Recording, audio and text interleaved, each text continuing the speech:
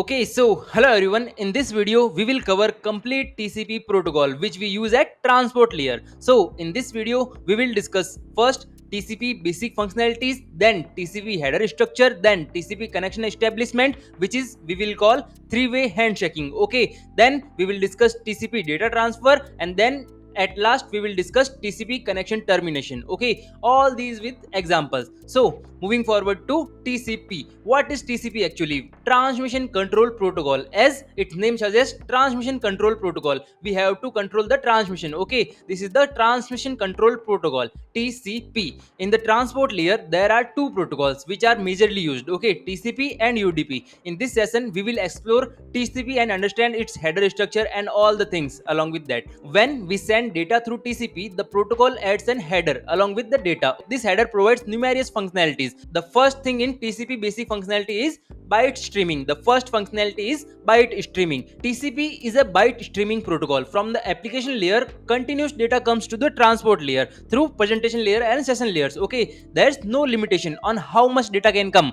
Unlimited data can flow from application layer to transport layer. But what does the transport layer do with this data? It takes these bytes, which are collection of bits, and converts them into segments. Okay, this is the first functionality of TCP. Segmentation, it we will call segmentation. When data comes from application layer, TCP converts it into segments, and every segments contain a collection of bytes. So a segment is essentially a collection of bytes. Now the second functionality of TCP is this is connection oriented. TCP works as a connection oriented protocol, while the network layer uses IP protocol, which is connectionless, known as datagram service. But TCP provides proper reliability with connection orientation. Okay, the main advantage of being connection oriented is reliability. The data I am sending should reach the receiver without any loss. If there is a loss, I need to retransmit that data. TCP provides this guarantee. If you use UDP, it doesn't give any guarantee. TCP provides all this guarantee. TCP uses three-way handshaking connection. First, it sends a request to make the connection.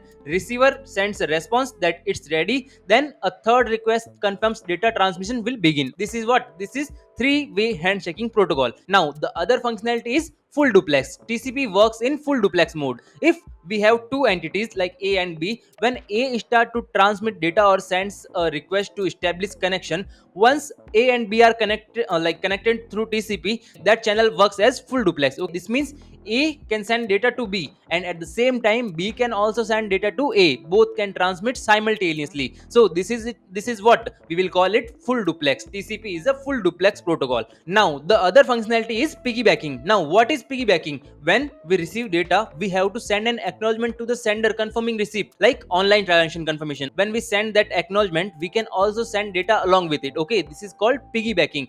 TCP uses both go back and selective repeat in sliding window protocol. Now these protocols we have discussed in our previous lectures. You can visit that.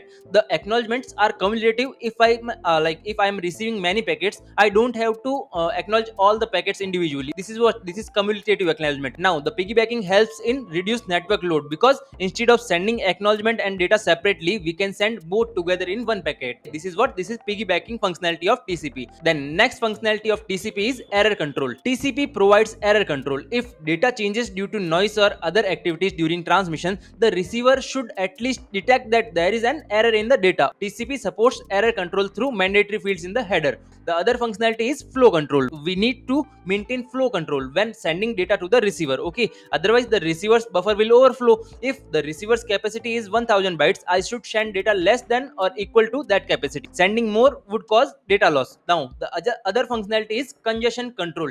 TCP considers both the receiver's capacity and network's capacity. If I am sending data from A to B, TCP takes care of B's receiving capacity and also tries to avoid congestion in the network between A and B. Now, moving forward to an important topic, TCP header structure. The TCP header should be minimum 20 bytes and maximum 60 bytes. Okay, 20 bytes means 160 bits. We can't send a header smaller than 20 bytes. Now, the first field in TCP header is source port and destination port. Both are 16-bit each fields. Port numbers enables end-to-end delivery. When multiple applications run on a machine, each has its own port number. Okay, when we send data from one port, the receiver needs to know which application or which port should receive the data. With 16 bits, we have 2 raised to power 16 possible numbers, 0 to 65,535. Port 0 to 1023 are well-known port numbers used by by standard application. Like HTTP uses port 80, or SMTP uses port 25, FTP uses 21. When you open a browser, your operating system assign you a normal port number, not well known port number like 50,001. When accessing a web server, your request goes to port 80. Okay, because web pages uses HTTP protocol, and HTTP's port number is 80. Now the next field is sequence number. In TCP, every byte is counted. Since it's a byte streaming protocol, continuous data comes from the application layer and TCP converts it into bytes. If I have a segment with the first byte numbered 1000, the next byte is 1001, and so on. If the segment has 50 bytes, every byte gets a number.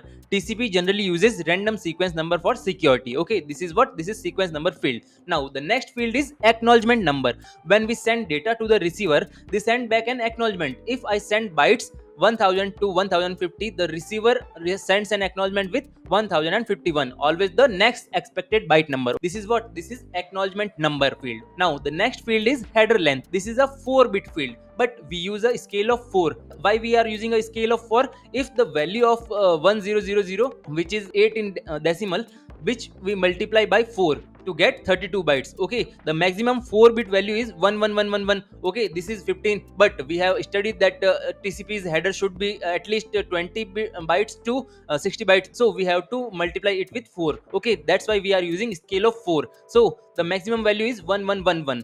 This is 15 in decimal, so 15 into 4 it's 60 bytes. Maximum header size, since minimum header is 20 bytes, so we use 0101. This will be converted 5 in decimal, so 5 into 4 equal to 20. The next field is reserved bits. So in reserved bits, 6 bits reserved for future use. The next field is control flags. Like the control flags, we have to set it to either 1 or 0. If we are using an acknowledgement, like if we are sending an acknowledgement, so it will we will set this flag to 1, otherwise we will set it to 0. So okay, if we want to finish the connection, then we will set the FIN flag to 1, or otherwise it will set to be 0. Okay, so we will discuss these one by one. The first flag is URG, urgent flag. Set it to 1 if data contains any urgent information. In ACK, acknowledgement field, set it to 1 when we are sending an acknowledgement. Now the next flag is PSH, push. Tell receiver not to buffer data but send immediately to application layer. Okay, this is push.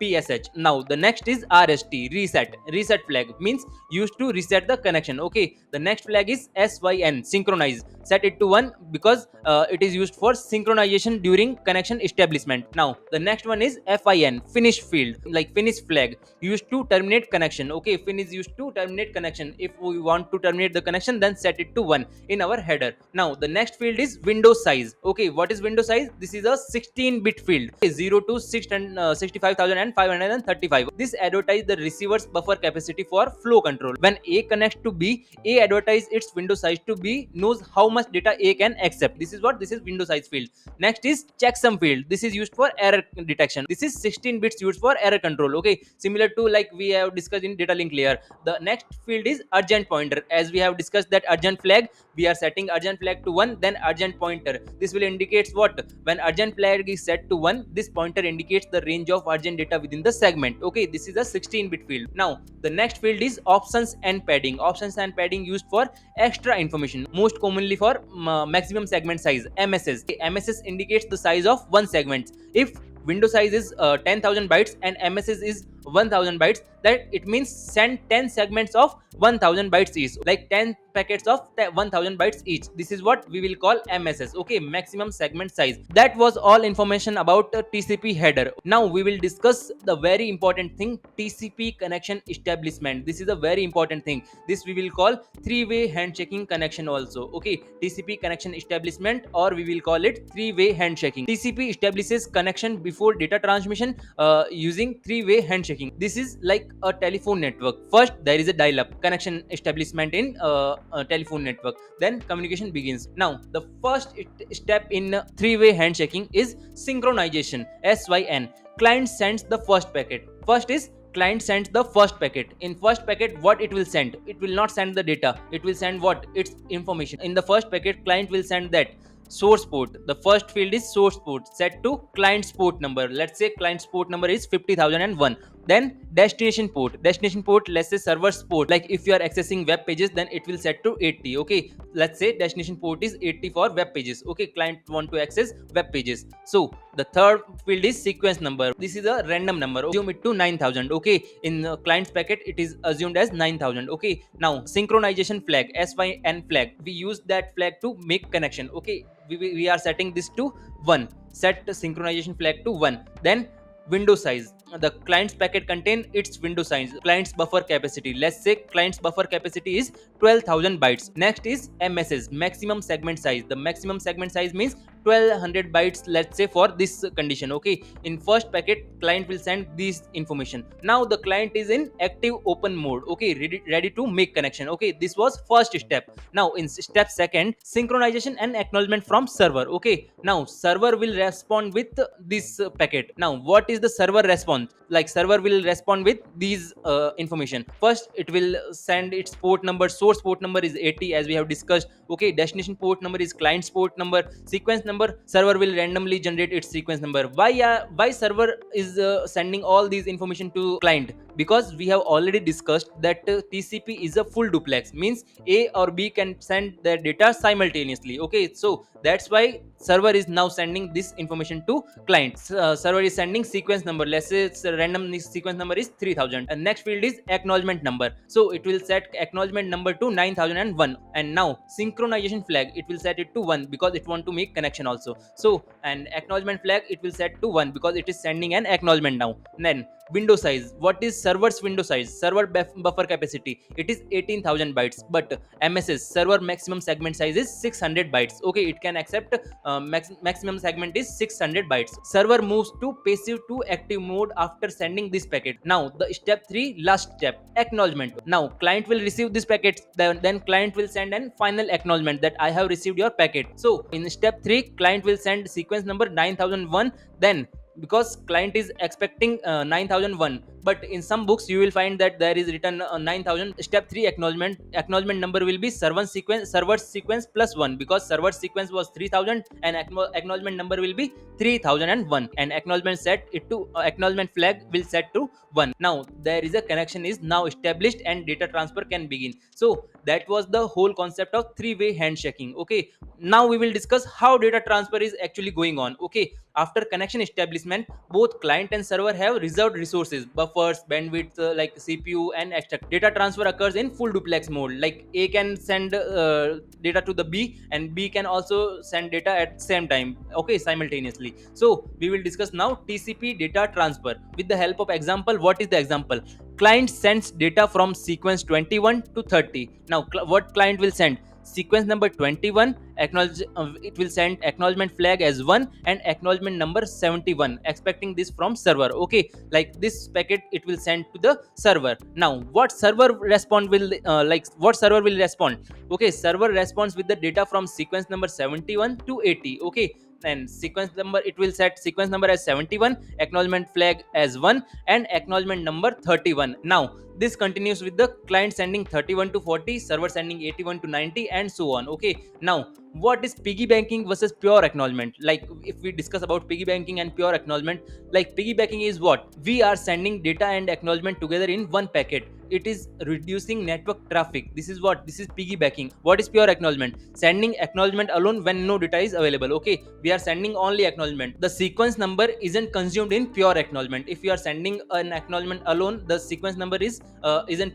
consumed in pure acknowledgement. Okay, it is just attached for information but can be reused. Now we have discussed the TCP connection establishment, we have discussed data transfer. Now how we will terminate that connection? So let's discuss TCP connection termination. Okay, now connection termination can happen in 3 or 4 steps. Okay, let's first discuss 3-step termination. What is 3-step termination?